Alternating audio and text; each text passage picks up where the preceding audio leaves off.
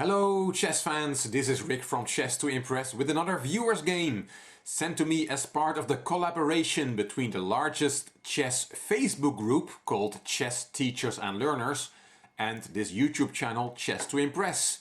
If you want your game to be analyzed and published in video format, please post it on the Chess Teachers and Learners Facebook group. I've put the link to that group in the description box of this video. And please add the message, please analyze my game when you post the link to your game or the moves itself. This game was sent in by Russell. It is a 3-minute blitz game played on chess.com. A 3-minute blitz game is not the most ideal time control to do thorough analysis on, but it is a very exciting game.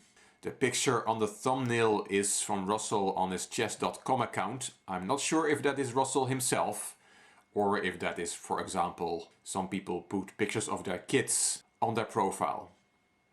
Anyway, let's look at the game. Russell was white. He had a rating of 1034 on chess.com, blitz rating, and his opponent was Ahmed04Z with a rating of 997. And Russell opened with the e-pawn. e5, the classical answer, and the knights were developed, and we have an Italian game. c3. The idea is clear. Russell wants to push in the center with d4, knight f6, and there comes that d4 push. Black took, Russell recaptured, attacking the bishop, and the bishop went to b4 with check. So far, Russell and his opponent have shown that they really know their theory, because so far this has all been played at grandmaster level. Here bishop d2 is the main move, but Russell played knight c3, also a common move, to interpose the check, and now knight takes e4, and it looks like white has blundered a pawn. But this is still a theoretical line played, as I said, in many grandmaster games. The knight on c3 is pinned, so cannot take the knight on e4. Russell castled. The compensation that he has is an advantage in development. And if you now take on c3, then there is d5. That is the main line according to theory. But black decided to take the knight. Knight takes c3. B takes c3, and now it is very dangerous to take on c3, because then the best move for white is queen b3 with a double attack on f7 and on the bishop. And if you're greedy and take that rook in the corner, then bishop takes f7 check, king f8 and bishop g5, and white is better here. Even though he is a lot of material down, he has great compensation. Most of black pieces are out of play, and white has got everything developed. And that's why black was not greedy, did not take on c3, he played bishop e7 back. Good move. Here d5 is the main move according to theory, but rook e1 was played by Russell. That also makes sense. Pinning the bishop on e7. Black castled, unpinning the bishop, knight e5, and black pushed d5, opening up the light squared bishop on c8, and he plays this with a tempo because the bishop on c4 is now attacked. Russell decided to take on c6, b takes, and he saved his bishop. Black developed. So far these two players have played really well. The game is about even though black is an extra pawn, white still has some compensation. And now Russell goes on the attack, queen h5. And the threat is clear. If it was white to play again, the game would be over. And that's why black played g6, which is really the only move. And now look at this one.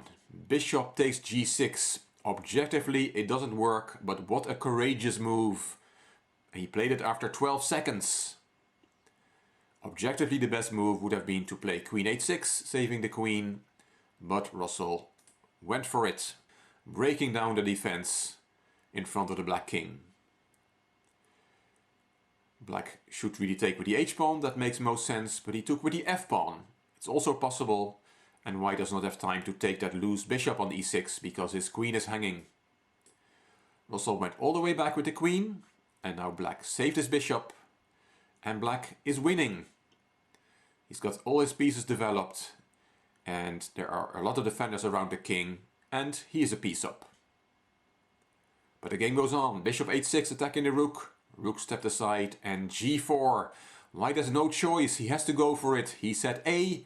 Now he has to say B as well. And the good news for white is that in chess, attacking is easier than defending. The bishop is attacked, went back to d7 and f4. Russell keeps going forward. He has nothing to lose, he's a piece down, so he has to go for it. c5 and f5.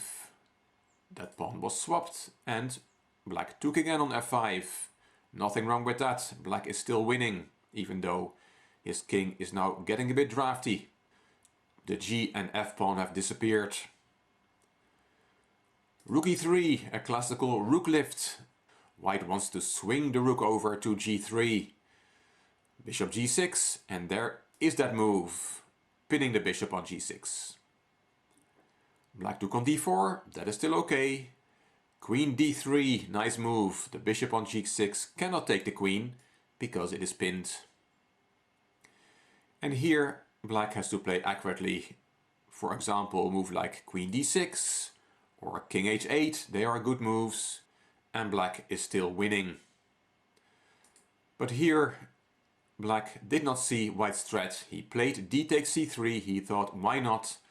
But now the game is over. If you want to look for yourself what Russell's next move was, put the video on pause and have a look. It's not very difficult. And Russell found it. Rook takes g6 check. It's probably what he was intending all along, to sacrifice even more material. And now it is winning for white. You really have to take the rook. If you don't, but for example play king h8, then you'll get checkmated as well. A nice variation is bishop g7 check. We'll see that white will checkmate the black king with all his pieces. King g8 only move, and then a discover check. You cannot take the rook because of queen takes and checkmate. And if after bishop d4 check you go to f7, then the other rook comes into the game.